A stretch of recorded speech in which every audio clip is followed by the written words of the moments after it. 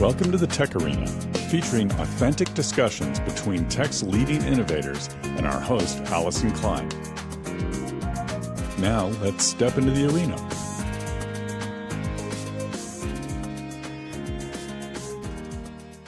Welcome to the TechArena. My name's Allyson Klein, and today I am so delighted to have Cliff Grossner, Chief Innovation Officer of the Open Compute Project Foundation, back in the studio with me. Welcome, Cliff. Hey, Allyson, good to talk to you again. Why don't you just start, Cliff, by giving us a summary of what does it mean to be the Chief Innovation Officer of the Open Compute Foundation, and how does that relate to the broader purview of OCP? Well, thank you, Allyson. And you're right, that is a good question.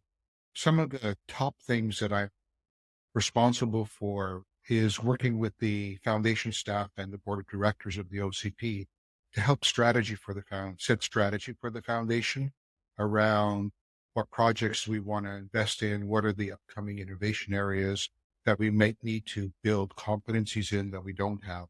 And also, very importantly, I work very closely in crafting and carrying out our startup initiatives, working with our startup members and our startup program participants, really helping them on their journey from innovation to commercialization. The other thing that I do at the OCP is work a lot with our alliance partners, work on establishing and maintaining the relationships. And of course, I must also mention that I do work with some of the project leadership very closely at OCP, certainly on projects that we consider very strategic, such as the one I think we're talking about today, which is the Open Domain Specific Architecture project at the Open Compute Project that looks at chiplets. Yeah, and I'm glad that you mentioned that because the Chiplet Summit is coming this week, and we have all of the industry leaders across Silicon and Foundry gathered to discuss chiplets. Let's just ground on chiplets for a second. I know OCP is deeply involved here. Why does this alternative architecture make sense? And how did we get to a moment where chiplets were the prioritized architectural framework for CPUs, GPUs, any logic that's going into systems today? Yeah, Allyson, that's a great question. And I think to answer it, we just need to step back to January 2023, about a year ago, when the Chiplet Summit, the first Chiplet Summit, was held. And the Open Compute Project launched its Open Chiplet Economy vision. And we did that because we realized that there was a change coming towards us in terms of the introduction of the next wave of AI and ML, and also needs of high performance compute, which have always been there, but continue to get more and more.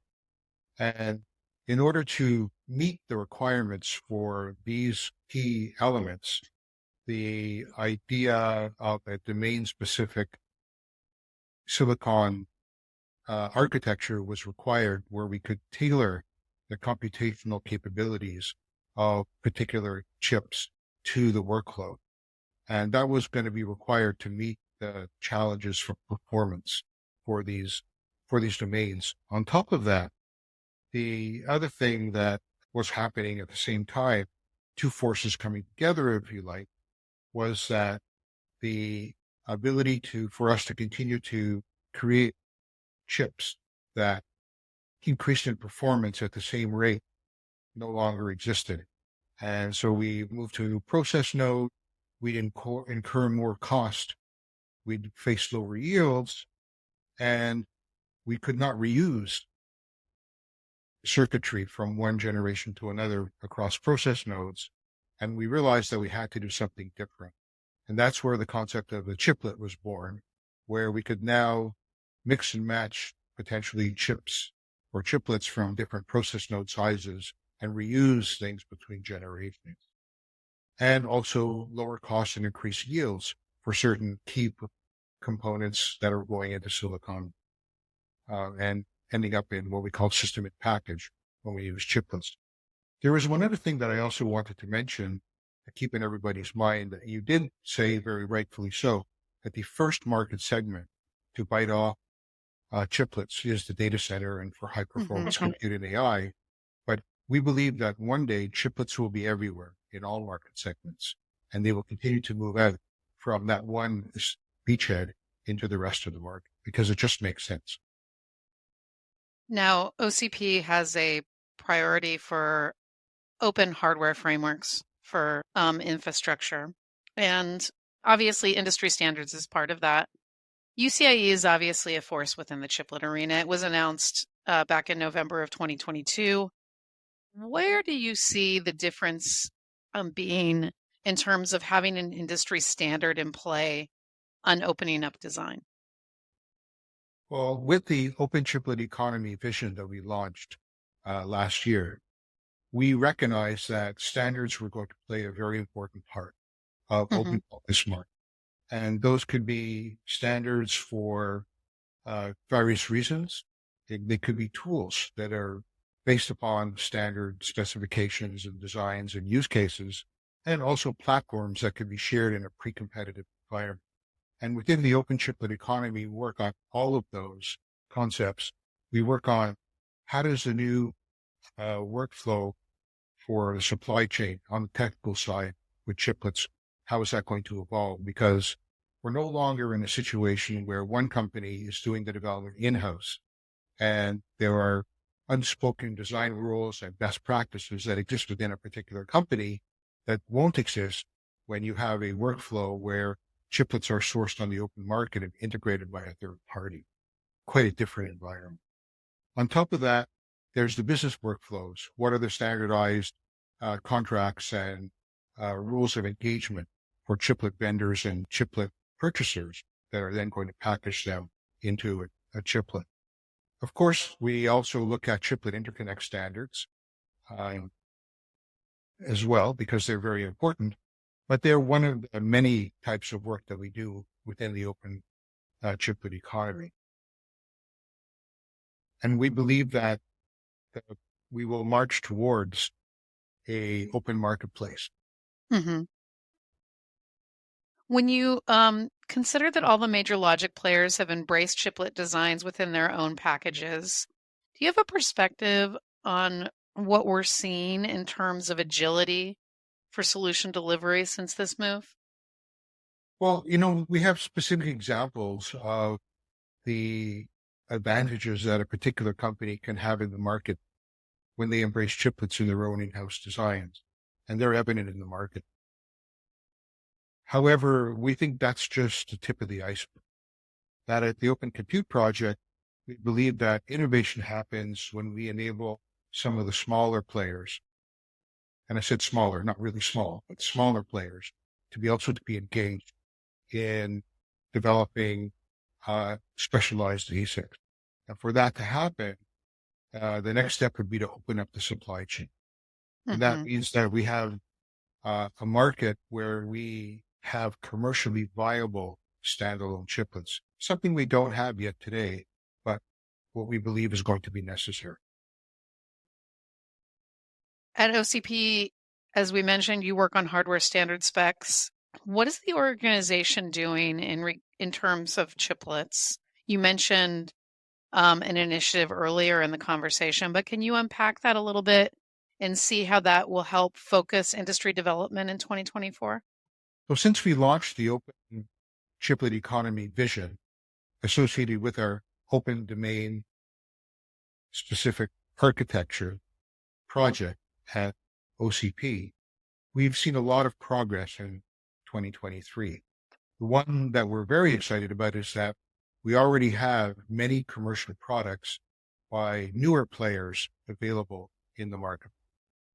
Secondly, we already have an alliance with JEDEC, where work done at the OCP has seeded a new standard for chiplet description language, for a chiplet description language that will be instrumental in enabling an open chiplet marketplace, like I talked about earlier, as now we'll have an electronic way that's standardized for a chiplet vendor to share with a chiplet purchaser the details of the chiplet that they're purchasing so they can use that with their EDA design when they actually integrate chiplets into a package.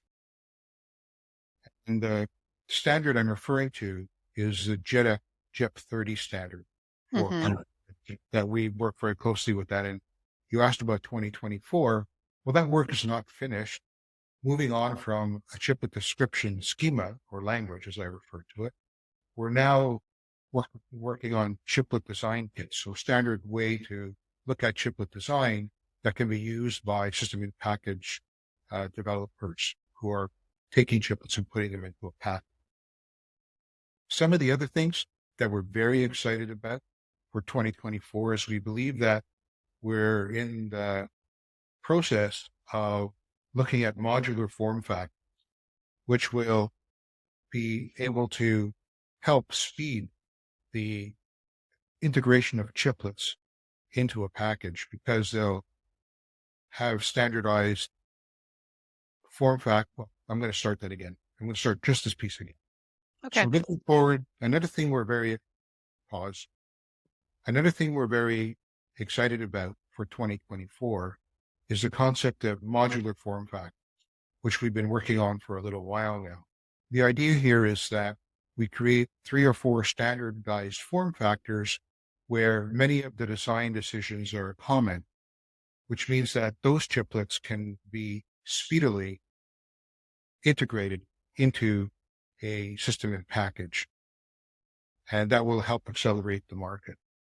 Some of the innovations you can look forward from us and the OCP projects in 2024. Fantastic. Now, you count some of the world's largest data center operators on the planet as your members. Do they envision a world of composable silicon that with best in breed chiplets? And do you see them driving more to custom silicon development of their own or working with best in breed providers of chiplets to deliver solutions? I can't speak for the plans of our members. However, I do at the foundation, we have a vision, which is supported by our membership around composable silicon using customized ASIC, customized chiplets. And we all agree that this is the way we need to move forward to meet the requirements of AI and ML and also high performance computing. Now, OCP has its own event coming up, the regional summit coming up in Lisbon. This is exciting to me. I was in Prague last year for the regional summit, and it was a terrific event, not only to see what was going on with OCP and membership, but to reach out to a whole new realm of innovators coming from Europe. Can you tell us a little bit about what's happening at the summit? Will chiplets be a focus? Are there other topics that you're excited about heading into this event? Yeah, thank you, Allyson. That's exciting and glad you could make it to the last regional summit. Last regional summit, we had about 650 folks that came out for the 2 days, and about 65% of the attendees were from Europe. This year, we're hoping to be bigger. We're targeting 800 people, and it's very important for us that when we go to a region like EMEA, that we work to bring topics to the event that are specific to the region. And so certainly chiplets will be part of the discussion, and we hope to have a breakout session on chiplets. And in addition, we have focused on 6 important areas that we're looking for, highlighted in the call for papers: sustainability, AI, security and data protection, power and cooling, scalable compute infrastructures, and EMA deployments of OCP recognized equipment. On top of that, we are organizing by invitation 3 breakout sessions, one on quantum technology, that is communications and computing, one on telecommunications focused on Open RAN, and a third one, optics, focused on probably AI network. So that is the lineup that we're hoping to have in April. That's April 24th and 25th in Lisbon. And I'm saying hoping to have because the call for papers closes on Monday. So if anybody hears this and wants to put in a proposal for a presentation over the weekend, it's not too late, or even on Monday, and it'll get evaluated with all the rest. And we're always dependent upon those proposals to get the best content. That's fantastic. Well, thank you so much for sharing those details. One final question for you, Cliff. While we're talking, where can folks find out more about OCP, register for the summit, and perhaps get involved in some of the work groups and other initiatives that are going on with membership? Well, the first place to start is always the OCP website. There are tabs that outline the projects. There's also another tab that outlines the coming events, and you'll find both the OCP Regional that's going on in April and the Global Summit that's in October in San Jose. If it's not too late, you can still find on our blog page a description of the Chiplet Summit tutorial that the OCP is sponsoring. That tutorial is going to take place on Tuesday, February the 6th from 1 to 5 in the afternoon. And we have quite a generous lineup of people coming to talk. And I can tell you that we already have near 200 people that have registered for our tutorial. That's So wonderful. please go to the website. You can take a look at the description, and we're happy to have more than 200. We have a big room, so we have lots of room for people to come and join us. Fantastic. Well, thank you so much for your time today. I know it's precious. I would love to have you back on the show soon. Well, thank you, Allyson. That's great, and I look forward to it. Thanks for joining the Tech Arena. Subscribe and engage at our website, thetecharena.net. All content is copyright by the Tech Arena.